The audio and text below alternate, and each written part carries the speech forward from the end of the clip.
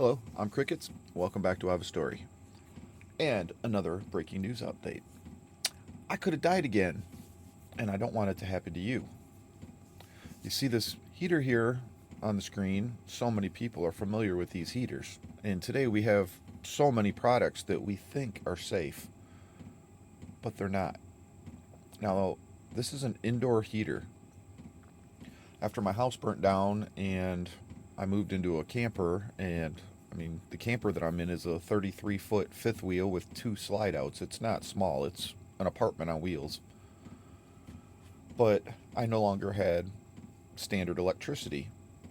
And I could have had standard electricity put in, but I decided to go completely off grid and go a different route. But that also meant now the heater in my camper that ran on propane also required 120 volt electricity in order to run the fans and electronics on it. Not really feasible when you're living on solar. I could run an inverter, I could run a generator. Neither of those are feasible on when you're running off grid. And I'm going to be making videos because nowadays, off grid living, we have conveniences that have made it to where you don't even hardly know. At least I don't. But in the process, I had a friend. I'm trying to figure out what am I going to do for heat. I had a friend who said, "Hey, I just pulled a propane heater out of my house. This is the propane heater." He said, "Why don't you put that in your camper? It doesn't require electricity." I said, "Yeah, that's a good idea. I got a full propane tank. I can do that." But I can't. And here's why. So I put this in my camper and I had it in here for about a week. And right off the bat, I ordered this little device that saved my life. And this could save your life too. And I've learned a lot playing with this little thing. And I want to share some of what I've learned with you. Standard CO2 levels should be roughly 500 ppm in a house. As you can see, I kicked this thing on and I only sat in here for about 15 minutes. As soon as you open the door, CO2 evacuates. And I'll tell you right now, that's all you gotta do. Open a door or window and let it out. So I put myself through it for 15, 20 minutes, give or take. And this thing, when I first got it, and the first night I used it, beep, beep, beep, and it was maxed out. If this meter only goes up to 5,000 ppm, and it was maxed out. I'd already spent a week in here not even realizing that I was poisoning and killing myself. This little device literally saved my life. And I've learned a lot from it. And this little $20 meter here, that's all it takes. They're not expensive. And it does work. Now, a story as I'm sharing my life stories and growing up as a kid, my best friend lived in the basement in his parents' house, and it was just a concrete dungeon basement. And he had a room down there, and there was no heat in the basement. And he had one of these heaters on his wall. Many mornings we wake up smoking our shirts, standing in front of that thing trying to warm up. Especially us, we got to sleep on the concrete floor on some blankets.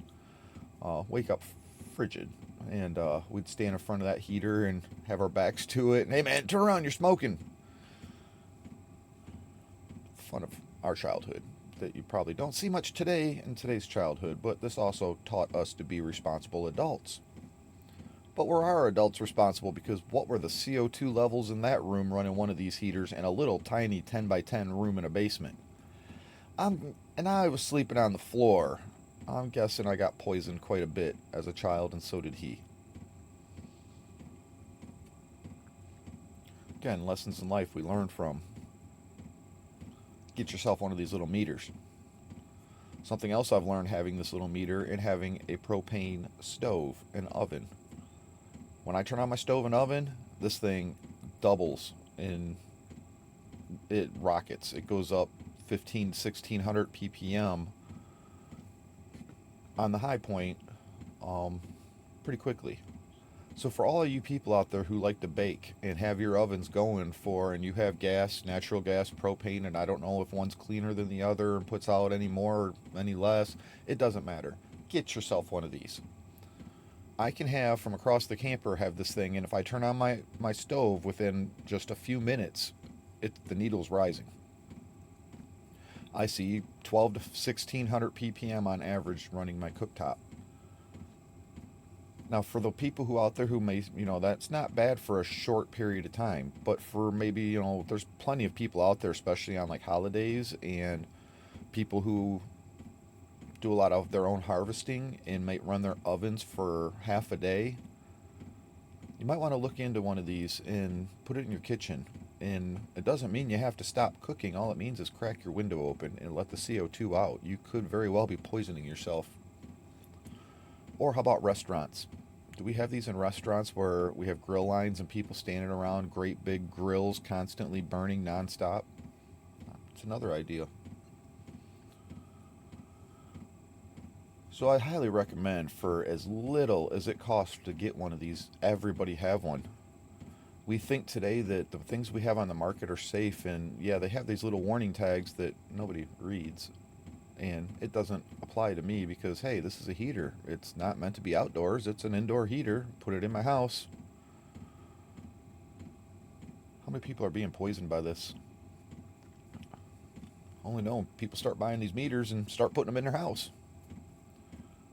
So there's my breaking news story today, that I want to break this to people that you really need to get a CO2 monitor, put it in your house, especially nowadays with all these different types of heating sources and all this new technology and inventions coming out and people creating their own, and so much that's going on today, which is wonderful and it's great in many ways, but this is one of the downsides. And the downside doesn't have to be a downside if we take the proper steps and precautions to not make it a downside.